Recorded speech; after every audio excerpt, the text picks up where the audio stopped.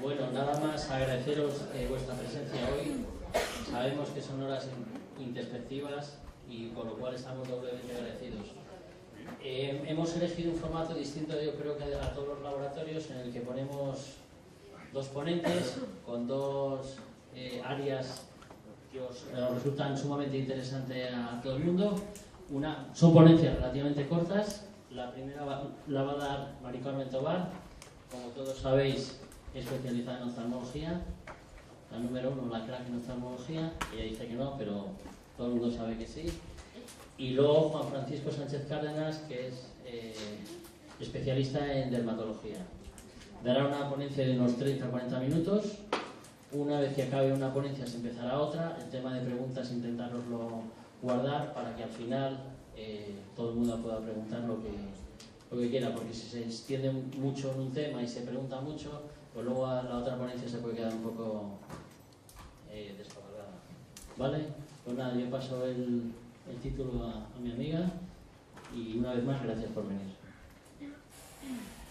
Bueno, yo voy a intentar gritar porque no quiero estar con el micrófono, me resulta un poco incómodo. Si por la parte de atrás no me oís, me lo decís y levantaré un poquito más la voz. Bueno, pues primero daros las gracias, por supuesto, por venir. Ya hablábamos de lo que cuesta, el trabajo que cuesta después de estar todo el día en la clínica soportando lo que tenemos que soportar, ahora venir a soportarnos a nosotros. Entonces vamos a intentar hacerlo lo más ameno posible y que tampoco se alargue demasiado. Ya hemos dado 20 minutos de cortesía, creo que son suficientes. Entonces, bueno, vamos a empezar con este tema, que son las úlceras de córnea, que creo que a todos nos interesa bastante. Es un tema frecuente en la clínica y muchas veces no sabemos cómo debemos abordarlo. Entonces, lo que tenemos que saber, en primer lugar, es que la córnea tiene una serie de defensas naturales. En primer lugar, la película lagrimal, que es muy importante que esté perfecta. También la flora conjuntival y corneal, hay una flora saprófita. Y el epitelio corneal, que debe estar intacto. Si alguno de estos factores se altera, lo que ocurre es que se produce una queratitis de tipo ulcerativa. Esa queratitis ulcerativa se transforma en una úlcera superficial que puede evolucionar hacia la curación, que es lo más normal, o en casos especiales puede evolucionar hacia una úlcera profunda. Cuando tenemos una agresión epitelial, lo que se producen, como no veo, tengo que mirar allí, lo que se producen son la liberación de metaloproteinasas, es decir, la propia córnea tiene un efecto de catabolismo para destruir aquella parte de tejido que es un tejido necrótico, que es un tejido que está enfermo. Entonces estas metaloproteinasas lo que hacen es remodelar esa córnea para favorecer la cicatrización. Además, se liberan también una serie de polimorfonucleares que a su vez también liberan metaloproteinasas. Estas metaloproteinasas son enzimas colagenolíticas y, como sabéis, la córnea está formada en su 90% de colágeno. Entonces, si están estas enzimas colagenolíticas ahí en la córnea y a su vez nosotros aplicamos antibióticos y corticoides de una forma indiscriminada o descontrolada sin saber muy bien por qué, lo que vamos a provocar es que esa úlcera que teníamos superficial en un principio se transforme en una úlcera profunda. ¿De acuerdo? O sea, pero unas úlceras profundas no aparecen siendo profundas, sino que ha habido antes previamente una úlcera superficial. Entonces, ¿cuál sería el tratamiento, el planteamiento, cuál es el planteamiento terapéutico que nosotros tenemos que hacer cuando nos viene una úlcera de este tipo a la clínica? Primero hay que hacer un diagnóstico clínico y laboratorial. Y el segundo punto, muy importante, es que hay que hacer un tratamiento rápido y agresivo. Entonces, ¿cómo hacemos el diagnóstico clínico laboratorial?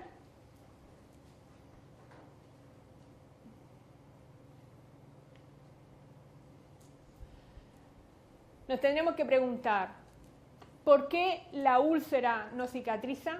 Y puede ser que nos encontremos con úlceras recurrentes, como estas que vemos que ya conocéis. Pueden ser que sean úlceras secundarias a otras causas, como por ejemplo aquí, que veis que tenemos una serie de puntos, los nudos concretamente de una técnica de bolsillo, una técnica de Morgan que se hace para la reposición de la glándula lagrimal del tercer párpado, o pueden ser que estas úlceras, que eran úlceras superficiales en un principio, se contaminen para gente por microorganismos y se transforme en una úlcera contaminada. Entonces hay que saber por qué esa úlcera no ha cicatrizado, que sería lo normal. En el caso de los perros vamos a separar un poco la especie animal, porque la especie animal es importante para poder entender qué está pasando. En el caso de los perros, lo más frecuente es que se produzcan úlceras que se contaminan con un agente patógeno que todos conocéis, que es la pseudomonas. En el caso de los gatos, las úlceras que podemos encontrar son úlceras superficiales, pero úlceras superficiales que no curan, porque lo más probable es que sean debido a herpes virus. Entonces, claro, imaginaos que nosotros estemos tratando una úlcera de un gato con antibióticos, pero si la úlcera está provocada por un virus, ¿qué hacemos con los antibióticos? Nada, no estamos haciendo absolutamente nada. Y en el caso de los caballos, aunque vosotros no os dediquéis a caballos, puede ser que alguien esporádicamente, ocasionalmente vea algún caballo. Aquí me falta tu marido, tenía que haber venido, para él he puesto yo esta charla. Pueden ser por micosis, por hongos. O sea, si os dais cuenta, en el perro fundamentalmente una pseudomonas, en el gato un herpes y en el caballo por hongos. Entonces, ¿en qué nos podemos basar para hacer este diagnóstico? Pues podemos hacer citologías, podemos hacer cultivos bacterianos y micológicos, antibiogramas, biopsias o PCR. Claro, pero la realidad es que todo esto no lo hacemos. Y no lo hacemos, entre otras cosas, porque un cultivo bacteriano y micológico y un antibiograma nos tarda bastantes días. Y si nosotros tenemos que esperar 5 días, por ejemplo, en el caso de un antibiograma para un perro, o 21 días para el caso de un cultivo por hongos para un caballo, efectivamente la córnea ya se ha perforado y ya no vamos a hacer nada. Entonces, ¿qué podemos hacer en estos casos? Pues yo os aconsejo que hagáis citologías. Las citologías son muy útiles y muy interesantes, y todos tenemos en la clínica un microscopio y una tinción de Gienza o de Gram, ¿vale? Entonces, por ejemplo, ¿qué podemos ver? Pues si hacemos un Gram, nosotros podemos ver si en la preparación, la citología que hemos hecho, tenemos cocos o bacilos, y si son Gram positivos o Gram negativos. Entonces nos podemos encontrar que, por ejemplo, una pseudomonas, ¿qué es una pseudomonas? Es un bacilo Gram negativo. Luego, si veo bacilo Gram negativo, tengo que sospechar que lo que tengo en esa muestra son pseudomonas. Si lo que veo es un coco Gram positivo, pues posiblemente sea un estreptococo o un estafilococo, ¿vale? Entonces, no tengo por qué esperarme, o sea, yo puedo igualmente mandar la muestra a un laboratorio, pero esa citología con esa tinción la voy a ver yo en el momento, aunque luego la mande fuera. Bien, si ya más o menos puedo estar orientada hacia el diagnóstico, tengo que hacer el tratamiento. Entonces, ¿cómo vamos a tratar las úlceras infectadas? Como hemos dicho, pueden ser úlceras infectadas por bacterias, podían ser úlceras debidas a virus y podían ser úlceras por hongos. En el caso de úlceras infectadas por bacterias, hemos hablado que podíamos tener cocos Gram positivos, porque lo hemos visto en la preparación, y los más patógenos, los que realmente hay que tenerle miedo, son el Staphylococcus aureus y el Streptococcus beta hemolítico. Son dos agentes muy con enzimas colagenasas, o sea, muy agresivos. Y el otro, que también hemos comentado antes, es la pseudomonas. Como tiene estas enzimas, lo que hacen es que profundizan en el estroma, y una úlcera que hoy era una úlcera superficial, 48 horas o 72 horas más tarde puede ser una perforación de córnea. Puede ser una perforación de córnea si no hemos puesto el tratamiento adecuado para eso. Lo que tenemos en estos casos son lo que llamamos úlceras milting, del inglés significa úlceras de bordes derretidos. Y se van a caracterizar principalmente porque son úlceras que tienen una gran reacción vascular, es decir, la córnea está muy inflamada, muy reactiva, porque realmente está sufriendo mucho. Entonces tenemos una gran reacción vascular, tenemos un edema de córnea muy marcado, aquí también se ve cómo está la córnea edematizada, aquí prácticamente no vemos lo que está pasando dentro del ojo porque hay un edema de córnea muy fuerte de la reacción que hay.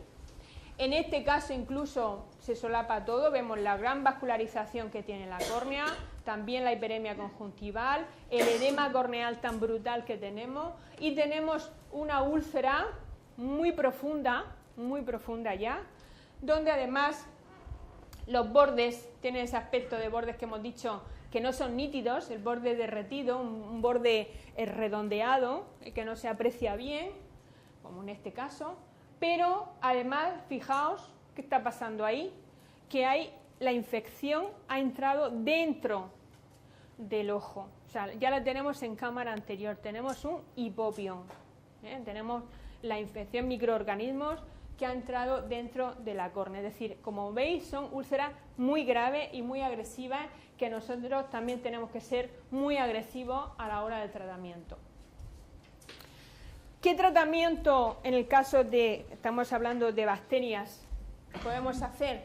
Pues principalmente van a ser los aminoglucósidos, como tenéis ahí la tobramicina y la gentamicina, las quinolonas, especialmente el ciprofloxacino y también el moxifloxacino, aunque hay algún artículo que indica que el moxifloxacino no es tan eficaz, por eso lo he puesto entre interrogantes. Y para los cocos, para los estreptococos y los estafilococos, son más eficaces estas que tenéis aquí. Es decir, estas serían más indicadas cuando sospechamos de una pseudomonas, es decir, un bacilo gram negativo, mientras que cuando vemos un coco gram positivo, deberíamos utilizar una cefalsporina, una bactitracina, eritromicina, neomicina o vancomicina, ¿vale? Cualquiera de ellos.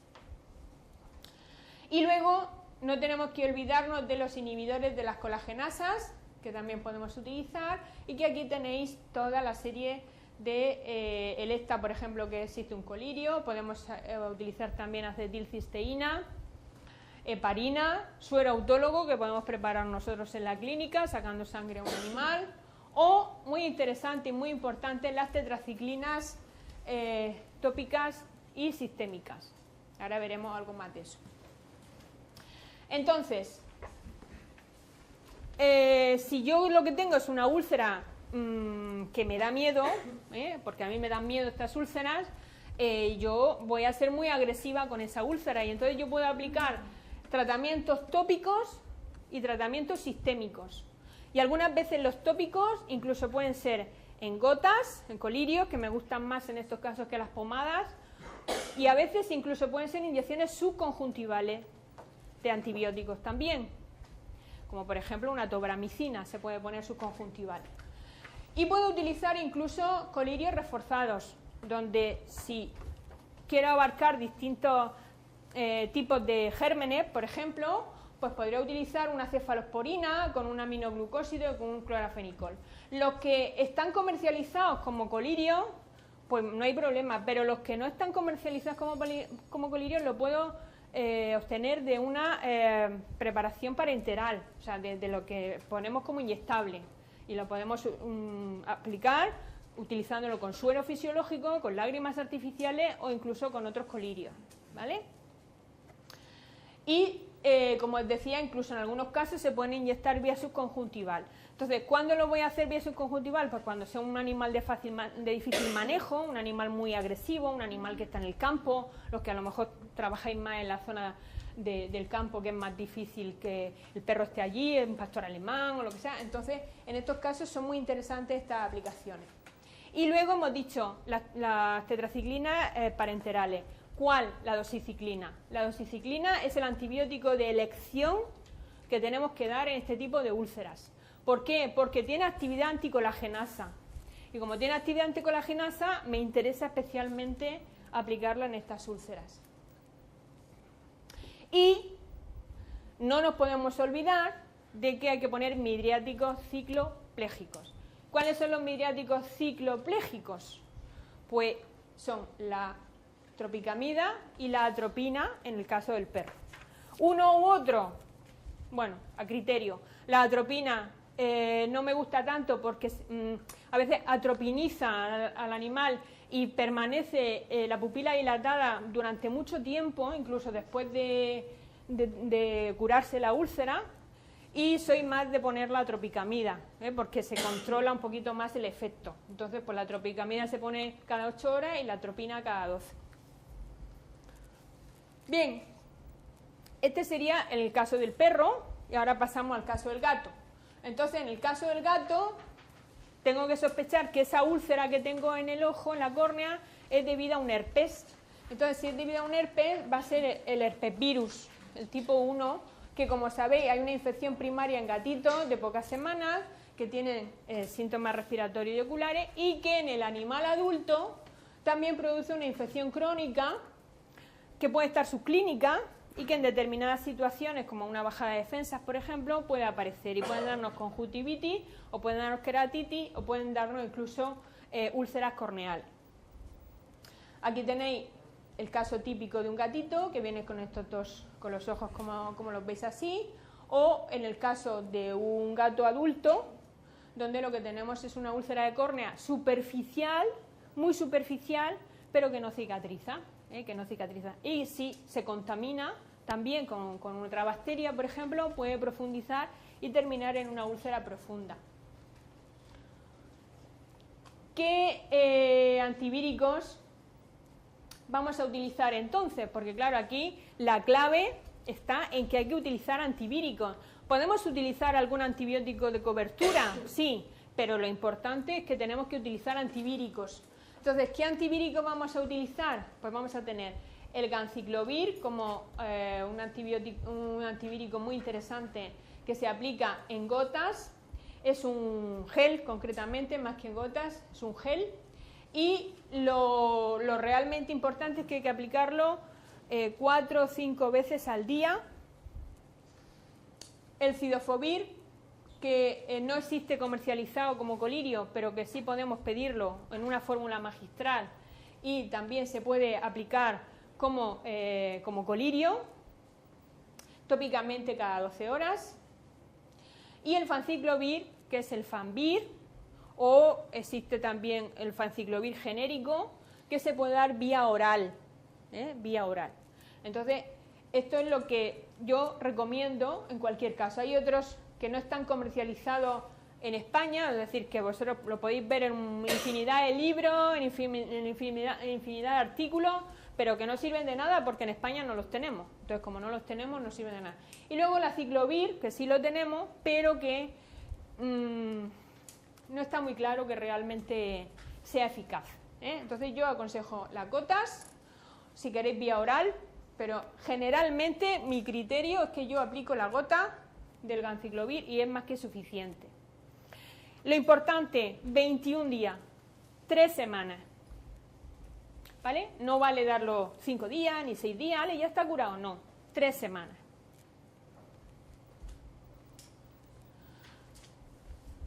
Además de eso, es interesante debridar la lesión, debridarla solamente con un bastoncito, no hay que hacer nada más sobre la córnea porque tenemos riesgo de secuestro corneal, entonces solamente un bastoncito seco.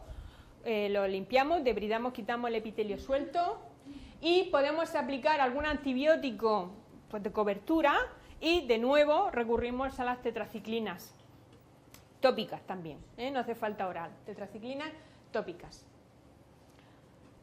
Los midriáticos cicloplégicos en este caso en la tropicamida son los de elección, la tropicamida y el ciclopentolato. ¿Por qué la atropina no? Porque la atropina no es que sea tóxica, la atropina es que está amarga y cuando el gato le pasa a la boca empieza a babear y a escupir saliva y parece que se ha vuelto loco, le ha dado un ataque y entonces no quedamos nada bien. Entonces mejor darlo una tropicamida, por ejemplo. El inmunoferón omega no está muy claro que haga efecto. Yo no lo doy, no lo aplico. Y la L-lisina tampoco la aplico. Estuvo muy de moda, se utilizaba mucho un tiempo, pero parece ser que los estudios que ahora se están haciendo respecto a la L-lisina es que realmente no sirve de nada. Entonces yo ya no la doy. Aquí veis cómo se hace el debridamiento de la úlcera con el bastoncito y cómo va desapareciendo el epitelio. Bueno, el de los caballos vamos a pasar muy deprisa porque realmente no creo que haya mucho interés. Únicamente que hay que dar también a un antibiótico de cobertura y sobre todo lo interesante aquí es que son antifúngicos. Como en humana realmente no existe tanto afecciones por hongos, no existen colirios comercializados de este tipo, entonces hay que recurrir a las fórmulas magistrales. Y de nuevo el suerautólogo, aquí tenéis una úlcera, vamos a verla otra vez, esta úlcera era una úlcera de un caballo que llegó así, esto fue un viernes por la tarde, según el dueño le habían estado poniendo corticoides, porque el veterinario le había mandado corticoides, y el lunes, ¿vale? Había pasado el fin de semana. Este caballo terminó con el ojo fatal. Bueno, además pueden aparecer otras infecciones bacterianas en el caso de los caballos, como la Morasella bovis, por ejemplo, o también Pseudomonas, o Streptococos, Stafilococos, como hemos visto antes, también pueden aparecer. Entonces, fijaos qué aspecto de úlceras tan desagradable. En estos casos lo que se hace son los tratamientos a base de catéteres suprapalpebrales, porque un caballo no se puede estar medicando cada hora, cada 2 horas, como el caso de un perro, y entonces lo que hacemos es aplicar este tipo de catéteres para desde atrás poder medicarlo y que el caballo se deje. Bien, y para el dolor y la inflamación, ¿qué hacemos? Pues evidentemente corticoides no podemos poner. Entonces, ¿qué ponemos? Pues lo que utilizamos son AINES, podemos utilizar AINES tópicos o sistémicos. Cuando la úlcera está en la fase más grave o más aguda, no aplico AINES tópico, no lo aplico, solo sistémico. Y cuando ya la úlcera veo que va evolucionando bien y que va evolucionando hacia la curación, entonces sí que se pueden aplicar también tópicos. Y también podemos utilizar opiáceos para procesos muy dolorosos. De todas maneras, tener en cuenta que una úlcera superficial duele más que una úlcera profunda. Por lo tanto, el control de la inflamación es más que el control del dolor. La inflamación es más que nada para la uveitis secundaria que se produce en estos casos de úlceras tan profundas, más que el dolor realmente. Muy bien, pues esta era la parte introductoria que yo quería hacer y ahora os voy a presentar unos casos clínicos. Si yo consigo...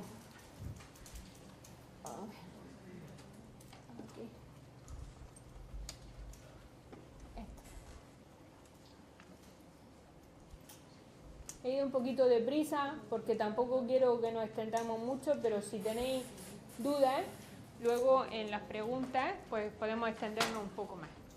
Uy, si esto no es.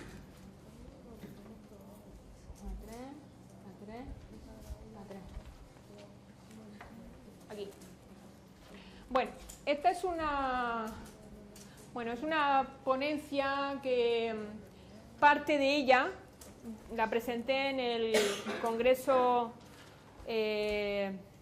anual de la Sociedad Española de Oftalmología, que se llama SEOVET, que se hizo en Madrid, y los primeros casos clínicos que yo hice con el Betericin los presenté allí. Pero después he ido aumentando, he ido metiendo más casos y es lo que os voy a presentar hoy aquí. En total creo que son 10 casos lo que os vengo a presentar. Entonces, bueno, lo que se trata es de ver cómo actúa el ácido hipocloroso en las patologías de la superficie ocular en el perro. La superficie ocular, cuando hablamos de superficie ocular, hablamos de párpado, de conjuntiva y de córnea. Todo eso es lo que llamamos superficie ocular. El objetivo del trabajo, pues, como os he dicho, es ver la experiencia del ácido hipocloroso como tratamiento en estas patologías. Entonces, una pequeña revisión bibliográfica sobre el ácido hipocloroso. Tengo que deciros que es una molécula antimicrobiana no antibiótica que ayuda a la cicatrización y regeneración del tejido debido a un potente efecto inhibitorio de las proteasas. Tiene una rápida acción, amplio espectro, luego veréis, margen de seguridad, y puede ser utilizado para controlar y prevenir infecciones de la piel y de mucosas, que es donde principalmente se ha probado. Y bueno, es una acción exclusiva del ácido hipocloroso que no lo comparte con otro desinfectante. Entonces, esto viene un poco ya, si os dais cuenta, de la Primera Guerra Mundial. Es decir, la verdad es que no estamos descubriendo nada nuevo. Ahora veréis. En 1915, Alexis Carrel y Henry Duggan ya obtienen una solución tamponada del hipoclorito sódico.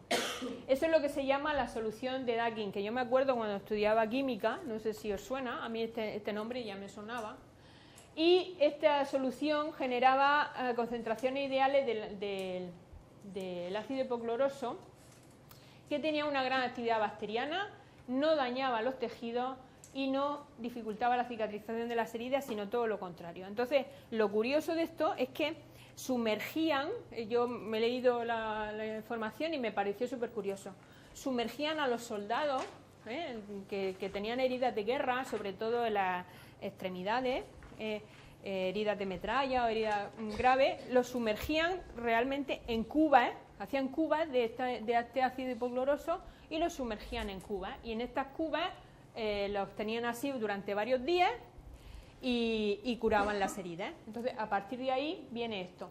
¿Qué pasó? Que aquello se abandonó porque era muy costoso, esa solución era muy volátil, había que hacer todos los días una solución nueva y resultaba muy costoso, y entonces se abandonó.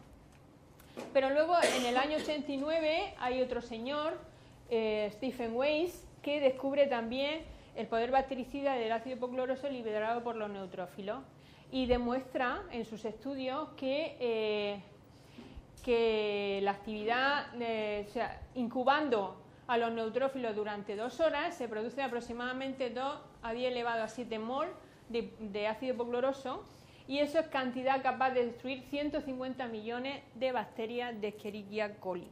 Son estudios que él hace.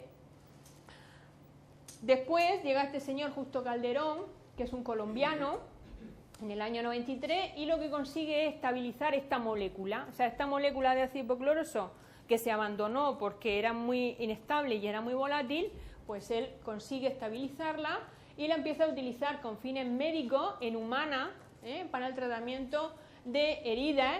Luego vendrá Juan Francisco y nos contará, heridas crónicas complejas como úlceras de la piel, quemaduras de segundo y tercer grado, infecciones cutáneas, incluso heridas abiertas con el hueso expuesto. Entonces este señor pues empieza a trabajar mucho con este producto, que por cierto tuve la ocasión de conocerlo antes del verano. Se puso en contacto conmigo porque vio que yo estaba trabajando con esto y tuvimos una reunión en Madrid y bueno, están muy interesados en el tema, quieren abrir una multinacional aquí en España, bueno, una cosa así muy, muy rimbombante. Y entonces pues yo dije, bueno, pues ¿y por qué no en oftalmología? Si es tan bueno, si este producto es tan fantástico, pues para los ojos también tiene que servir. Entonces empecé a mirar a ver qué había, no había mucho, la verdad es que no había mucho, encontré estos trabajos, son de Humana, son trabajos de Humana, y entonces en el 2015 se publicó tratamiento para conjuntivitis bacteriana ibérica, fijaos, virus y bacterias, con ácido hipocloroso. Es una evaluación clínica en 79 casos, de Humana, ya digo, de Humana. Y aquí también se ve infecciones por hongos en casos de queratoprótesis que se han puesto también en humana, y se ha visto la actividad del ácido hipocloroso en estos casos de queratoprótesis infectadas por hongos. Luego ya tenemos bacterias, virus y hongos. Era justamente lo que yo tenía en la charla que hemos dado al principio, las 3 cosas, ¿no? En veterinaria solamente he encontrado esto, solamente, que es un caso de Morasella bovis en bovino, en queratoconjuntivitis bovina. Entonces es un póster que se presenta en un congreso también en el año 2015. Es lo único que encontré en veterinaria, no encontré nada más. Entonces, ¿qué tenemos? Pues tenemos este envase clínico que pone aquí que es lavado oftálmico, pero sí que es verdad que si os leéis las instrucciones pone que solamente para uso externo, para párpados, pero yo lo he utilizado para uso interno, que es lo que os quiero contar, ¿vale? Entonces, tenemos este envase clínico oftálmico de 60 mililitros con una concentración de 0.009% y, bueno, otra serie de cosas que no son muy interesantes. Entonces, yo lo he utilizado en una serie de casos clínicos, que ahora los vais a ver, tampoco interesa leerlos aquí especialmente. Por ejemplo, fijaos, ¿qué córnea? Una córnea un poco fea, ¿no? Es una queratomalacia, es decir, toda la córnea está enferma, toda la córnea está debido a una infección, hay una úlcera gigante que ocupa toda la córnea.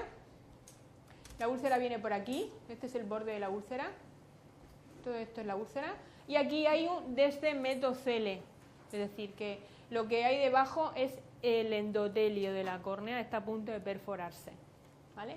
Y entonces, pues nada, pusimos tratamiento, hicimos lavados oculares con el ácido hipocloroso 3 veces al día, aplicamos el ciprofloxacino primero bastante a menudo durante las primeras horas y luego fuimos espaciando el tiempo, suero autólogo también administramos y luego doxiciclina, como os he dicho, oral y meloxicam cada 24 horas, ¿vale?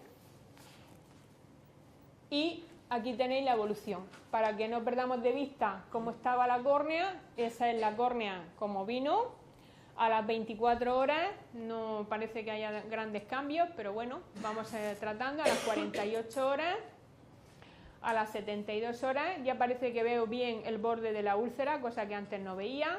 Este descemetocele ya parece que no es tan profundo como era aquí, ¿eh? Ya vamos viendo algunos cambios, hay que saber también ver, interpretar las cosas. Y esta es la misma córnea a los 19 días. Evidentemente tenemos todavía mucho edema corneal porque ha sufrido mucho esa córnea, pero esta córnea está completamente epitelizada, ¿eh? Oye, Carmen, ¿y todo esto nace sin hacer un colgajo? Esto sin hacer nada. Esto sin nada, tal cual. Una cirugía de una queratectomía de un tekel. Un quiste dermoide, como veis aquí, se hizo la queratectomía, aquí veis la queratectomía a los 8 días y a los 15 días. El tratamiento betericin 3 veces al día y clonanfenicol una gota cada 8 horas. No, perdón, betericin una vez al día con solución tal y un colirio clonanfenicol cada 8 horas. Esta no es una úlcera infectada, es una cirugía que no está infectada, y por lo tanto una gota de clonanfenicol cada 8 horas como prevención y betericin por la mañana. Es el único tratamiento a los 15 días, ni colgajo ni nada, después de la queratectomía. Epífora crónica y dermatitis, esta la hemos visto todos, ¿verdad? Estas epíforas que producen esta dermatitis exudativa del canto medial. Y tratamos, hacemos un drenaje, o sea, limpiamos los orificios lagrimales a ver cómo está y aplicamos irrigaciones con el ácido hipocloroso y un colirio clonanfenicol y desametasona 3 veces al día. Y ya vemos que las lesiones han desaparecido prácticamente. Un cuerpo extraño que teníamos aquí con una úlcera. Este el día 9 del 2, el 15 del 2, con el ácido hipocloroso solamente. Aquí no pusimos ni antibióticos, solamente lavados con el ácido hipocloroso. Un descemetocele, día 1, a las 24 horas y a los 10 días, cicatrizado completamente. Ácido hipocloroso, midriático, ya sabéis por qué, y cloranfenicol. Procesionaria del pino. La conocéis, ¿verdad? Fijaos qué córnea, qué aspecto más raro. 24 del 2, el 7 del 3. 2 semanas después, ¿no? AINE, midriático y ácido hipocloroso, ni siquiera antibiótico. No había antibiótico aquí. AINE, midriático y ácido hipocloroso. Úlcera superficial crónica, que ya hemos hablado de ella también. Esta ulcerita empezamos a limpiar, a debridar, se hace más grande, debridamiento en seco, y la pasamos a hacer un fresado corneal para quitar todo el epitelio suelto. Hacemos una queratotomía en rejilla, porque yo en algunos casos me gusta asegurar. Midriático y ácido hipocloroso, nada antibiótico, no hay antibiótico. Este es el resultado a los 10 días de la cirugía y a los 20 días de la cirugía. Era el mismo ojo y no parece que hemos hecho nada. Además tengo aquí a Sara, que sabe que no estoy mintiendo, ¿no? Pues si digo algo que eso... úlcera estromal. Una ulcerita ahí, que parece que no se ve, y aquí, pero que ya ha cicatrizado, y que, daos cuenta, la pupila por acción de los midriáticos. Aquí está cerrada, ponemos el midriático, ácido hipocloroso sin antibiótico, midriasis y la úlcera cicatrizada. Blefaritis bilateral, también para párpados. Esta blefaritis que tenemos aquí en casos de alergias, atopias, todo eso. Blefaritis, o sea, con la cura después, 25 del 2, 23 del 3. El otro ojo, igual, la blefaritis y la resolución. Un herpes, el último caso, un herpes. El herpes, este era el de la vecina, ese gato gordo mega obeso de la vecina de al lado, ¿sabes qué te digo? 4 de febrero, 10 de marzo, el mismo ojo, ácido hipocloroso y ganciclovir, en colirio, solamente. Bien, entonces, ¿qué podemos decir? Que el ácido hipocloroso como tratamiento principal o asociado a otras terapias, según los casos, habrá que sopesar, aplicado directamente sobre la superficie ocular en contacto directo con la conjuntiva o con la córnea lesionada. Se puede poner sin ningún problema, aunque no lo indique en el prospecto. No se ha observado irritación ocular, alergia o efecto adverso relacionado con su empleo. La solución oftálmica empleada favorece la hidratación, que es otra cosa que también tenemos que valorar. Hidratación, el lavado ocular o la higiene ocular y el arrastre de secreciones y desechos oculares. O sea que a veces también solamente como solución limpiadora puede ser muy interesante, porque además estamos evitando la contaminación. Y tiene un pH totalmente neutro, pH de 7, por lo que no puede ser comparado con hipoclorito de sodio, que mucha gente dice, pero ¿le estás poniendo lejía en el ojo? No, no le estoy poniendo lejía, son cosas distintas. Aunque se ha demostrado que es 70 veces más eficaz y es capaz de eliminar el 99,99% de la mayoría de los patógenos unicelulares en 30 segundos. Si esto no me lo invento yo, esto lo he sacado de la bibliografía que he consultado. Así que nada, como conclusión podemos decir que se puede utilizar como tratamiento de las infecciones de la superficie ocular, bien sea de origen bacteriano, vírico o por hongo, con excelente tolerancia y es un preparado seguro y apto, siendo especialmente útil en el caso de las lesiones corneales infectadas, que era el tema que habíamos visto. Muy bien, pues esto era lo que yo os quería contar y nada más. Muchas gracias por la atención.